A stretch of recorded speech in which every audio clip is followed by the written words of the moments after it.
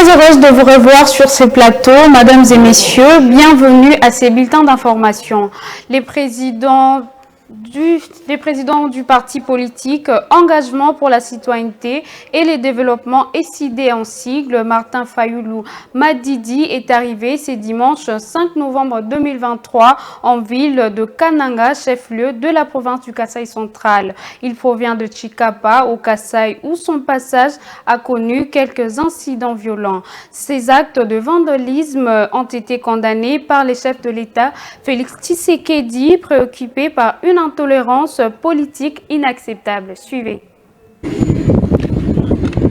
À son arrivée, Martin Fayoulou Madidi a été chaleureusement accueilli par les cadres de son parti dans la région ainsi que par les chefs coutumiers et d'autres personnalités présentes sur le tarmac.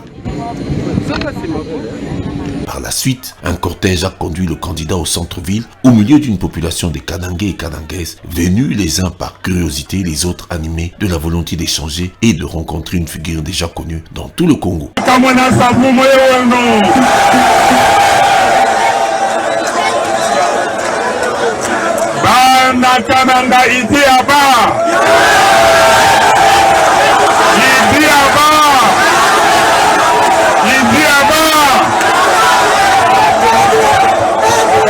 Sur le site du meeting prévu au niveau du terrain de Sainte-Famille dans la commune de Katoka, Martin Fayoulou Madidi s'est adressé à ses partisans et à ceux qui sont venus l'accueillir dans plusieurs langues.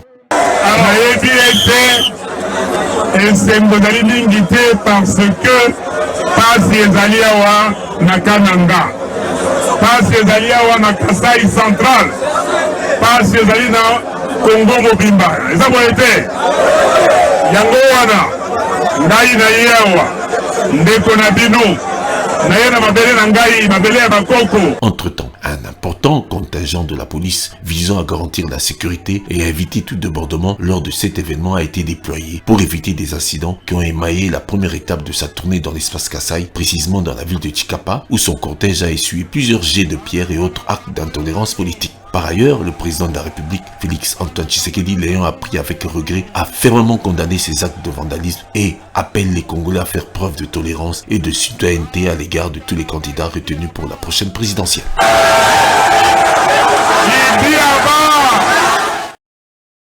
Au cours du mois d'octobre, plus de 300 000 personnes ont été contraintes de fuir leur foyer en raison de la montée de la violence dans la province du Nord Kivu.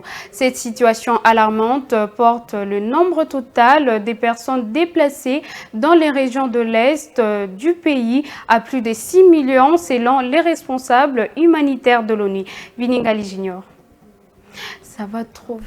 La mission des Nations Unies pour la stabilisation en République démocratique du Congo a exprimé sa profonde inquiétude face aux affrontements en cours entre le milicien du M23, le FARDC et diverses coalitions de groupes armés. Ces combats se déroulent quotidiennement depuis le début du mois d'octobre, affectant principalement les territoires de Massissi, des Rutshuru et des Nyiragongo, marquant une escalade significative du conflit dans l'est de la RDC et représentant une menace sérieuse pour les opérations humanitaires ainsi que pour les sites de déplacés situés en périphérie des Goma. Face à cette situation critique, la MONUSCO et le FARDC ont conjointement lancé l'opération Springbok dans les Nord Kivu. Cette initiative vise à endiguer l'avancée du M23 vers les villes de Saké et Goma. Le casque bleu travaille en étroite collaboration avec les forces armées congolaises et la force de la communauté des États d'Afrique de l'Est pour mener des patrouilles afin de protéger Goma. Les casques bleus ont également déployé une force de réaction rapide à Rutshuru dans le but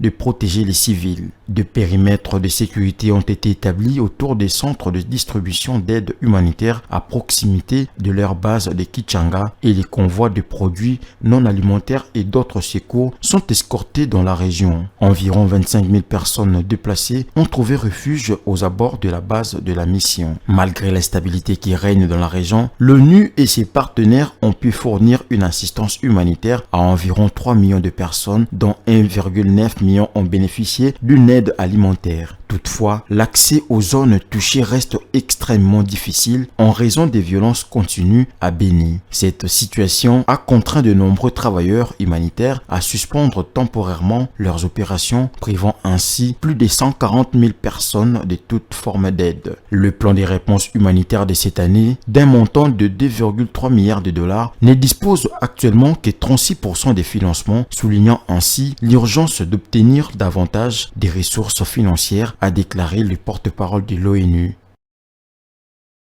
Une brève dans ce bulletin d'information, le secrétaire général administratif de l'Université de Kinshasa, le professeur Bruno Lapika-Dimonfou, a relevé les conditions de logement aux hommes d'étudiants récemment réhabilités par le gouvernement. La principale annonce dans ses communiqués le 3 novembre 2023 est les montants du contrat de logement qui passe de $32 à $240 par étudiant logé pour une année civile. En plus de ces montants, les demandeurs doivent se munir des frais académiques de l'année en cours, des 2 photos passeports ainsi qu'un code QR sur les reçus de paiement de frais académiques. À signaler que ce processus de logement 2022-2023 commence ce mois de novembre. Les communiqués précisent que tous les étudiants sont éligibles. C'en est fini avec ce bulletin d'information. Merci de l'avoir suivi et bonne suite de programmes sur Mondico Télévision.